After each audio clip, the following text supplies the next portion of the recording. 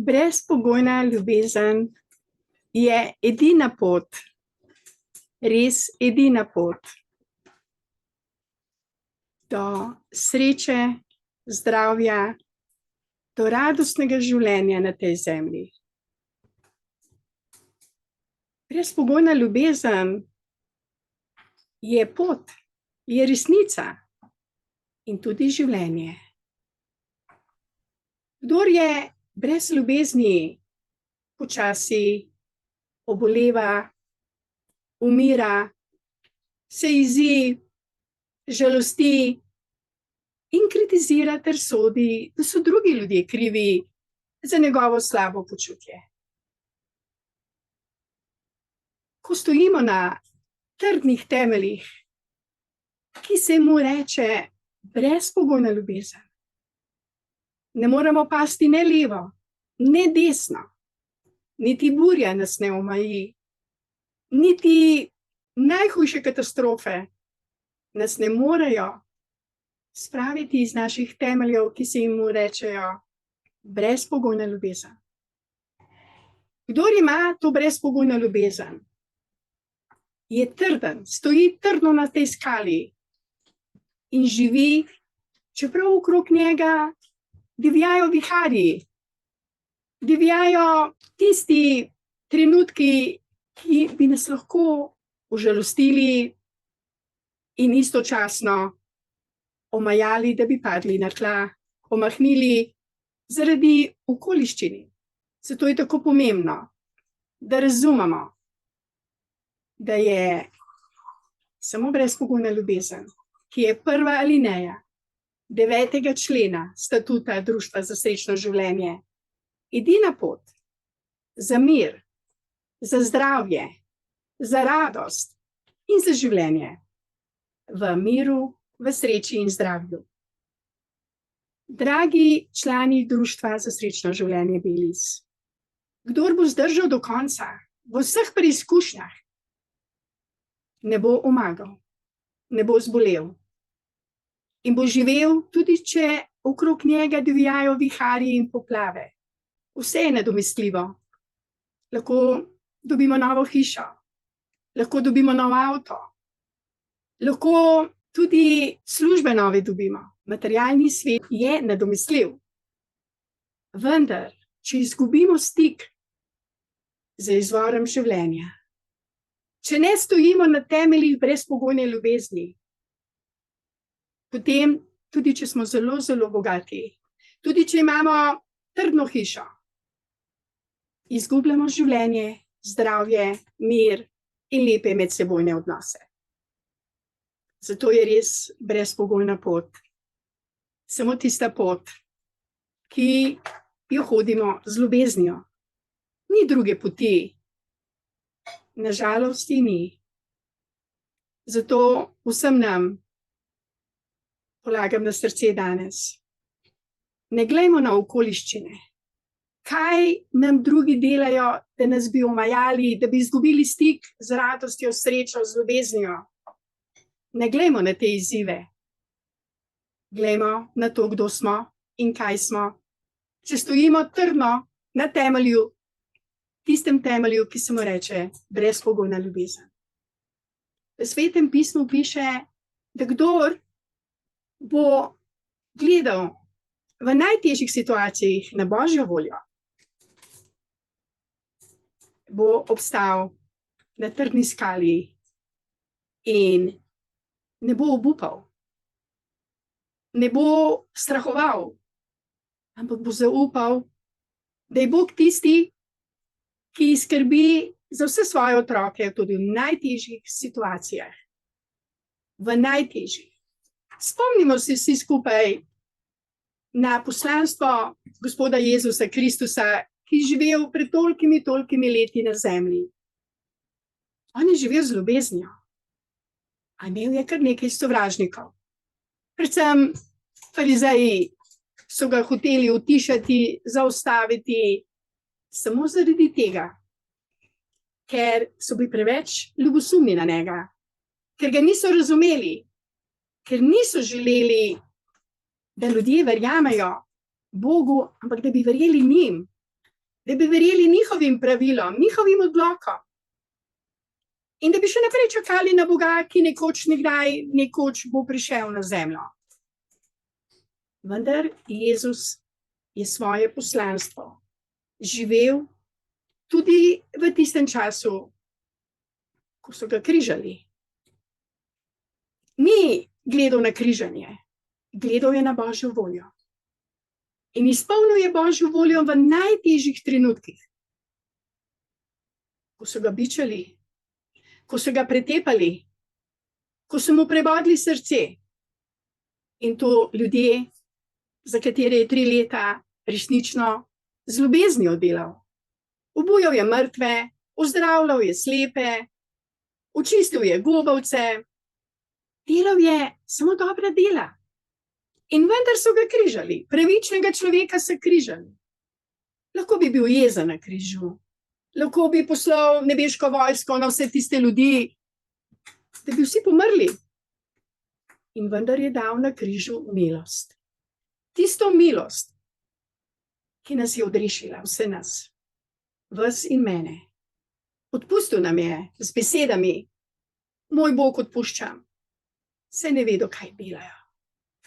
Ostal je zvest ljubezni, stal je trdno na temelju ljubezni in pokazal nam je pot. Pokazal nam je, da je življenje več kot dogodki okrog nas, kot testi okrog nas.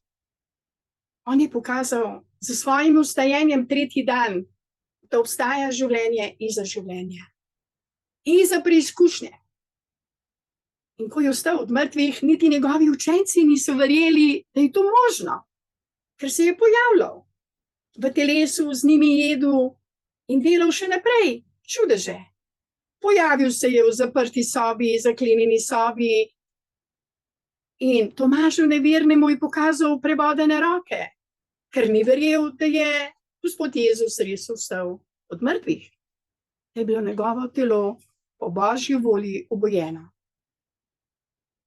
In zakaj bi se potem mi bali, ki verujemo v Boga, ki verujemo v življenje? Zakaj? Ne rabimo se bati. Res ne.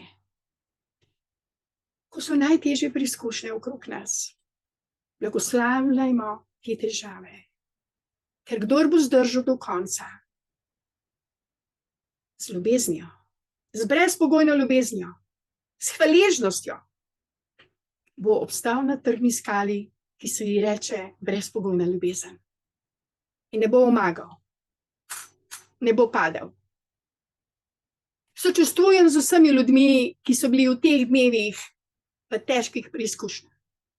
Vendar kdorkoli si obrnil in prosil Boga, je dobil pomoč 100%. Ker Bog je dober Bog. Bog nas ljubi in če imamo kakršnekoli teste, preizkušnje, niso zato, da nas bi Bog kaznoval, ker Bog ne kaznuje. Bog nas ljubi, Bog nas ima neskončno rad, zato nam je poslal svojega sina Jezusa na zemljo, da nas bi odrešil naših grehov, naših zmot in zablod. In vsi tisti, ki povzročajo to neurje, z raznimi posegi na nebo, v vodo, v naravo, z namenom škodovati ljudem, prestrašiti ljudi. Če se ne bodo pokesali, jih čaka huda sodba. Zelo huda sodba. Ker Bog je suveren. On je ljubezen. On gleda na vse te dogodke, ki se sedaj odvijajo na tej zemlji. Točno ve, kdo služi njemu, kdo verjame, da je Božja volja raj na zemlji, čudovito, srečno, zdravo življenje, in kdo uničuje življenje, kdo testira naivne ljudi, kdo je tisti, ki laže, ki ubija, ki krade.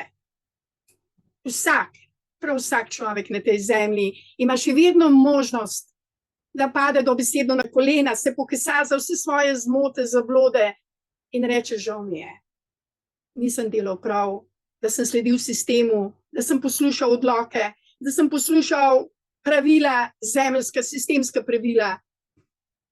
Vsak lahko se pokesa. Tudi jaz sem se morala zelo kesati za svoje zmote, za svojo naivnost, za svoje dejanje, ki sem jih naredila nehote, v nevednosti, v zavedenosti, dokler me ni resnica osvobodila. In resnica je ljubezen. Resnica je edina pot do sreče. In to je ljubezen. Ljubezen do življenja. Ljubezen do Boga, ki je ustvaril prečudovit planet.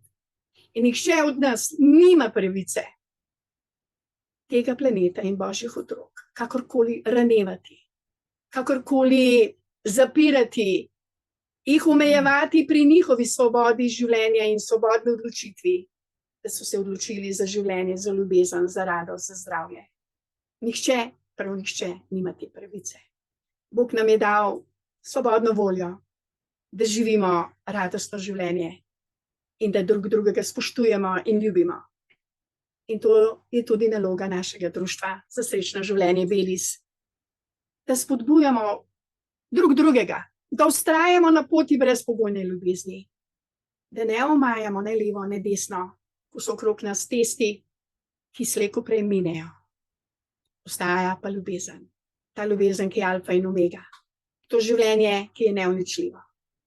Če tudi nas navidezno, v narekovaju, telesno lahko onemogočajo ali celo ubijajo, obstaja življenje po življenju, obstaja vera, upanje, da vsi, ki živimo ljubezen in ki verujemo v življenje, imamo tudi obljubo večnega življenja in vstajenja od mrtvih. Tako kot je Jezus vstal od mrtvih, bomo vsi pravični živeli, če tudi nam bodo onemogočili naše življenje na tej prečudoviti zemlji. Zato danes pozivam vse tiste, ki še niste rekli da brezpogojni ljubezni.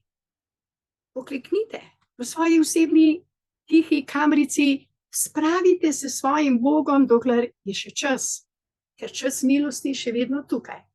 Vsak, prav vsak lahko reče da brezpogojni ljubezni, sprejme ljubezen v svoje srce in ta ljubezen dela čudeže. Mene je spremenila. Marsikoga, ki je sprejel ljubezen v svoje srce, je ljubezen spremenila. In tisti, ki smo spoznali resnico, to resnico živimo in jo darujemo naprej. In danes vse nas spodbujam, bodimo to, kar smo, otroci ljubezni, in širimo ljubezen in stojimo na trdnih temeljih brezpogojne ljubezni in pokažimo pot tudi vsem ostalim, ki še sodijo, ki se jezijo, ki na kakršenkoli način ustrašijo vlade, sistema, bacilov, bakterij. Pomagajmo jim najti to suverenost, ki jo nosi vsak v svojem srcu. Samo sprejeti jo moramo in jo živeti. In hvala lepa danes za vašo pozornost. Ob tem, kar si povedala danes, nisi povedala popolnoma nič drugega, kot sem jaz povedal na začetku. Vsaka vlada škoduje dobrim ljudem. In tudi to, da si povedala, da so ga križali človeka, ki je bil povsem nedolžen, ki je ozdravljal, samo to, da je rekel, da je njegovo kraljestvo ni od tega sveta, so bili užaljeni. Tako kot mi rečemo, da smo iz druge samouprave, ki je po zakonu in po ustave, pa so tudi malo užaljeni. In jaz imam tukaj knjižico Pot k sreči, ki je zelo zanimiva, Pot k sreči, in bi želel z vami, vsemi, z nami, vsemi, prebrati prav to, kar si ti povedala, vendar z tega sodobnega vidika. Boste videli, kako se vlade sploh ne spreminjajo. Tukaj piše pod 10. točko: podpirajte vlado zasnovano in vodeno dobro vseh. Zelo kratko je. Brezvestni in hudobni posamezniki ali skupine se lahko polastijo moči vlade in jo izkoristijo za lastne koristi. Vlada, ki je sestavljena in vodena le v korist samoljubnih posameznikov in skupin, družbi ne zagotavlja prihodnosti. Ogroža preživetje vsakega državljana, ogroža celo tiste, ki si za takšno vlado prizadevajo. Zgodovina je polna primerov propada takšnih vlad. Tudi Rimsko cesarstvo je padlo. Čeravno podtalno vlada še danes, sam pogledajte v ameriški senat, pa boste videli rimske znake. Ne vlada vidno, vlada subtilno, ker se ne upajo pokazati. Zdaj se kažejo v bistvu v tej COVID. Ampak gremo. Nasprotovanje takim vladam ponavadi izzove le še več nasilja. Zelo očitno. Toda, Če vidimo take zlorabe, lahko povzdignemo svoj glas in na te napake opozorimo. Celo dolžni smo to storiti. Take vlade ni treba dejavno podpirati. Ne da bi počeli kaj nezakonitega, lahko preprosto prenehamo sodelovati, kar bo prej ali slej prineslo spremembe. Ravno zdaj je v svetu kar nekaj vlad, ki ne uspevajo prav zato, ker ljudje svoje tiho nestrinjanje izražajo s tem, da preprosto z vlado ne sodelujejo. Take vlade so v nevarnosti. Vsaka sapica, ki zapiha ob nepravem času, jih lahko prevrne. Kadar pa je po drugi strani očitno, da si vlada prizadeva za blaginjo vseh, ne le za nekaj posebnih interesnih skupin ali norega diktatorja, jo podprimo, kolikor je v naši moči, saj v takem primeru podpiramo skupno dobro. Vlada kot predmet se v šolah poučuje predvsem pri družboslovju, ki obravnava le zgradbo in organiziranost obstoječe vlade. Sam predmet, vodstvo, je zajet pod različnimi naslovi. Politična ekonomija, politična filozofija, politologija in tako dalje, da ne naštevam. Celostno področje vlade in kako upravljati je lahko zelo precizna. Skoraj tehnična znanost. Če nam je do tega, da bi imeli boljšo vlado, ki ne povzroča težav, potem predlagajmo, da se o tem poučuje že pri rani starosti v šoli. O tem lahko tudi marsikaj preberemo. Tema sama ni tako zahtevna, če razjasnimo ključne besede. Zakaj država lastnih otrok ne vzgaja v tem duhu? Zaradi tega, ker tuje organizacije to prepovedujejo, ker počnejo same. Svetovni ekonomski forum že mlade uvaja in jih vzgaja za njih. Zadnjič sem bil priča, ko sem videl v United Nations, ko imajo mlade kadre, čisto od mladega jih učijo, kako je treba vladati, spoštovati, govoriti v njihovem duhu, v njihovem smislu, da jih potem pošljejo po vsem svetu. In ima nobene povezave z nacionalnimi vladami. Konec koncev so navadni državljani in njihovi mejniki, voditelji tisti, ki se potijo, se borijo in krvavijo za svojo vlado. Glavne, mi državljani najbolj krvavimo. Vlada ne more krvaviti, ne more se niti nasmehniti, je le predstava v naših glavah. Živ je le posameznik, ti in jaz. Pot k sreči je težko hoditi, če je nad njo dušeča senca tiranije. Ljudem prijazna vlada, ki je zasnovana za vse in deluje v dobro vseh, lahko zgladi pot, ko je vlada, kot je vlada, takšna zasluži in takšna vlada zasluži podporo. Veljana, hvala ti za to spodbudo. Tebi hvala za to resnico, katero si prebral. Jaz se strinjam, da Slovenija potrebuje vlado, ki bo delala v dobrobit vseh nas, ki bo spoštovala vse naravne zakone, ki bo spoštovala svobodo govora, ki bo spoštovala vsako življenje. In tako vlado jaz vem in verujem, da jo bomo imeli, oziroma da jo že imamo v našem duhu, in je samo vprašanje časa, kdaj bomo vsi to verjeli, upali, zaupali in zgodilo se bo. Hvala lepa, Mihael. Hvala lepa vsem vam.